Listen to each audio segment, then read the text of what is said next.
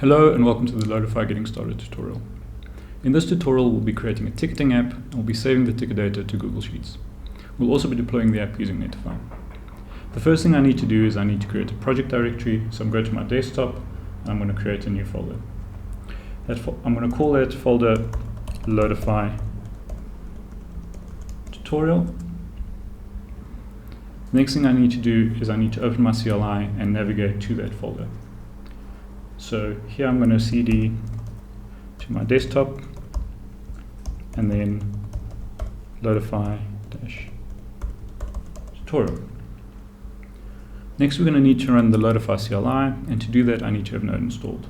So I'm just going to quickly check. I'm going to run node --version, and that verifies that I have Node installed. The Loadify CLI is on npm and we can use npx to run it. This will always run the latest version. So we're going to run the init command, which creates the files needed to run an app. So I can copy that and I can paste that here,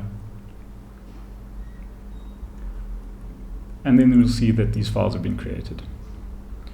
Now we can start up the server. The server is the development server that runs locally on your own computer. So I can copy and paste that. We run the dev command.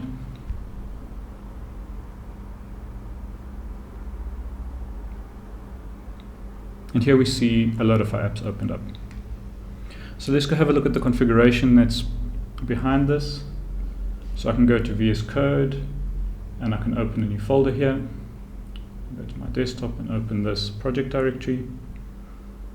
And here we can see the Loadify.yaml file. And this file defines the entire configuration for the app. We can see the Loadify version over there. We can also see all of these blocks, which we'll be going into in some more detail later.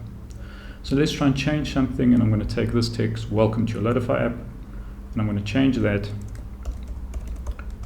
to hello Sam, and then when I save that, we'll see that our app refreshes over here.